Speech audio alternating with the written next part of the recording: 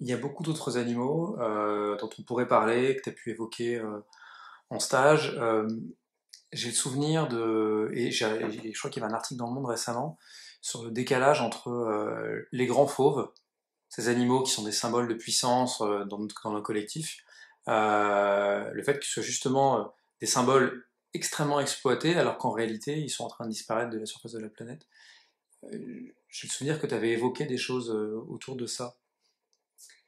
Alors effectivement, c'est des sujets dont je parle assez peu. Il se trouve que pendant mon travail de recherche intérieure, comme je le dis souvent, mon approche du vivant, c'est parti du soin individuel au soin généalogique, à l'approche collective de l'humanité, et ensuite de décloisonner le rapport, c'est passé par la santé, mais de le décloisonner et de réaliser que finalement notre santé dépend de notre relation de conscience à l'ensemble du vivant, et de décloisonner l'animal, le végétal, le minéral, et de se rendre compte que tout ceci, en fait, fait partie de nous. Alors, effectivement, dans mon travail de recherche intérieure, j'ai été amenée à contacter certains collectifs animaux, certains collectifs végétaux, certains collectifs minéraux, ce qui peut paraître peut-être plus abstrait. Donc on va parler des animaux puisque c'est ta suggestion. J'ai contacté le collectif félin. Dans le collectif félin, j'ai contacté certains félins clés. Alors certains félins clés qui ne seront pas une surprise, le tigre, le lion, et également, ce qui peut être surprenant, euh, des dimensions félines qui n'ont pas leur manifestation incarnée dans nos environnements terrestres. Alors, qui l'ont peut-être eu, ça je ne saurais le dire, car quand je suis en contact avec ces collectifs-là, je suis dans une dimension atemporelle, et donc il n'y a pas d'histoire. Mais voilà. Donc je peux témoigner d'avoir été en contact avec une dimension féline qui n'a pas sa forme d'expression incarnée. Dans le minéral, j'ai été en contact avec, par exemple, une fréquence une fréquence de la turquoise dont la qualité vibratoire n'a plus sa forme d'expression. Donc on pourrait dire à ce moment-là qu'il s'agit d'un appauvrissement, et peut-être par comparaison, je pourrais dire que pour le fauve, c'est peut-être une espèce qui existait et qui n'est plus là, alors que la turquoise, nous en avons encore une forme d'expression ici. Alors ce que j'aurais à dire également sur le collectif des félins, dans ta proposition, c'était de parler du paradoxe que certains félins ont été utilisés comme symbole et emblème très fort en lien avec leur puissance, et paradoxalement ils sont en voie de disparition. Je dirais que dans mon travail de recherche, ce que j'ai contacté est à voir dans l'autre sens, c'est-à-dire que de mon point de vue, ce n'est pas un hasard si le lion est en voie de disparition, le tigre est en voie de disparition, et ça a à voir avec le fait que le rapport de l'humanité à l'expression de ces êtres a été une appartenance. Et pour moi, j'y vois un lien de cause à effet, c'est-à-dire que dans la conséquence que j'oserais appeler occulte, car quelque part, prendre le lion comme symbole de puissance, c'est quelque part s'approprier euh, une qualité qui ne nous appartient pas. Et c'est sortir du rapport d'être à être et de la contemplation naturelle et de la résonance empathique. Récupérer une qualité de cet être à des fins de pouvoir a eu des conséquences vibratoires tout à fait dommageables. Et je pense que la disparition des lions aujourd'hui, liés à la chasse, sont une conséquence de ceci.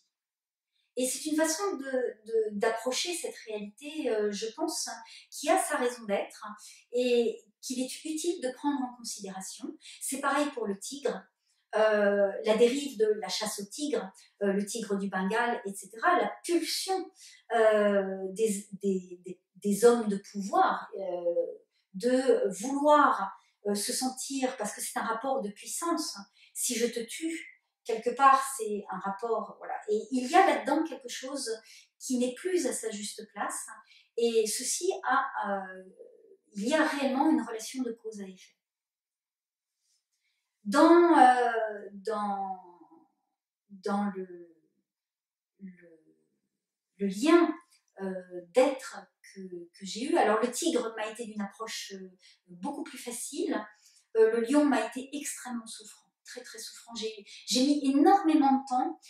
Lorsque je suis entrée en résonance avec ces êtres-là, et c'était dans le cadre de ma pièce de travail intérieur, donc je ne suis pas allée en Afrique contacter les lions, je ne suis pas allée dans un zoo, je ne suis pas allée au cirque, j'ai juste fait ce travail d'ouverture, de résonance empathique, et dès que ces êtres entraient en contact avec moi, en fait, j'avais un choc vibratoire extrêmement difficile à gérer, et il a fallu pour ces êtres-là énormément d'étapes pour que je puisse avoir cette connexion. Pour le lion, je parle. Pour le tigre, ça a été très facile, pour que la connexion puisse se faire sans que je vive d'inversion de polarité et de difficultés, et que je reste tout à fait stable. Et je pense que c'est lié au fait que dans nos cultures, le lion a été beaucoup plus utilisé comme par exemple symbole de la royauté, comme c'est fort, il y a probablement que le tigre. Que le tigre. Nos cultures occidentales. Dans nos cultures, ouais. C'est possible. Je crois que tu as déjà évoqué les éléphants aussi. Alors effectivement, j'ai eu un contact très touchant avec le collectif des éléphants et, également. Sans les avoir contactés physiquement. Ce sont pour les animaux de la savane Après sur les grands fauves, j'ai eu à peu près tous les grands fauves en fait. Je dirais le tigre et le lion sont ceux qui ont été les pièces maîtresses, et après j'ai travaillé beaucoup sur le puma étonnamment.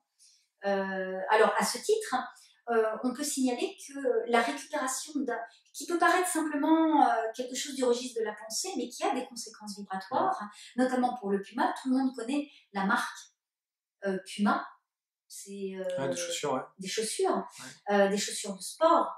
Et ceci a aussi une incidence, et à ce moment-là, l'incidence, elle est liée au système de la consommation.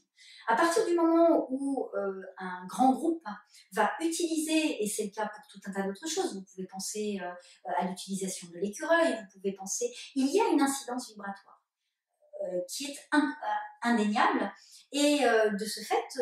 donc il y a réappropriation, donc appauvrissement. Voilà. Du collectif en question. Du collectif en question, qui entre en résonance avec un système qui n'a rien à voir avec sa réalité d'être, en fait, qui est un système de profit et un système de consommation. Et qui appauvrit de ce fait vibratoirement ce collectif-là.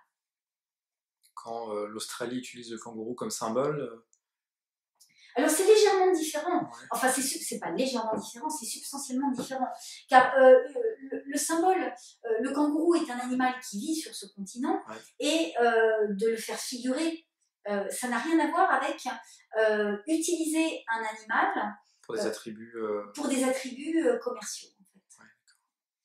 C'est de ça que je parle. Et d'ailleurs, lorsque je suis sortie de mon travail intérieur, substantiellement, donc mon travail sur le collectif animal reste, on va dire, du registre de mon travail intérieur. En revanche, lorsque j'ai partagé certaines dimensions de ce travail, lors des groupes que j'ai appelés cellules de vie, en 2010 et 2011, certains groupes de travail ont travaillé au fait de remettre de la conscience, et notamment certaines personnes ont pris pour mission de poser des actes très concrètement.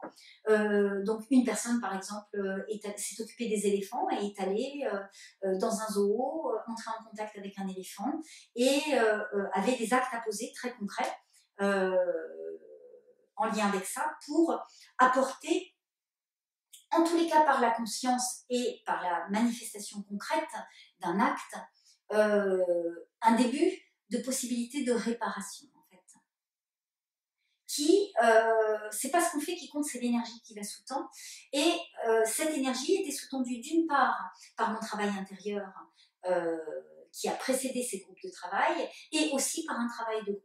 Or, je le dis toujours, chaque groupe qui se constitue, et de mon point de vue, et je parlerai en termes de biologie, mais en termes de biologie de la conscience, est une cellule. En biologie, on dit que la cellule est la plus petite unité vivante. Donc, lorsque nous avons un groupe de travail, nous avons une unité vivante, et ce que nous travaillons a déjà un impact sur le vivant, un impact environnemental. Et lorsqu'une personne de ce groupe-là va, dans le cadre du travail de conscience qui se fait avec un suivi une fois par mois, poser un acte, eh bien cet acte a bien un impact collectif de notre collectif humain vis-à-vis de ce collectif animal. Donc, une personne, et c'est les gens qui ont choisi, en fait, j'ai dit qui veut poser un acte en lien avec les éléphants, et il y avait une série de choses à faire. Qui veut poser un acte en lien avec le lion, qui veut poser un acte en lien avec... je crois qu'il y avait les oiseaux, quelqu'un s'est occupé des oiseaux. Et je me souviens plus des détails, il faudrait que je revoie cette période de travail.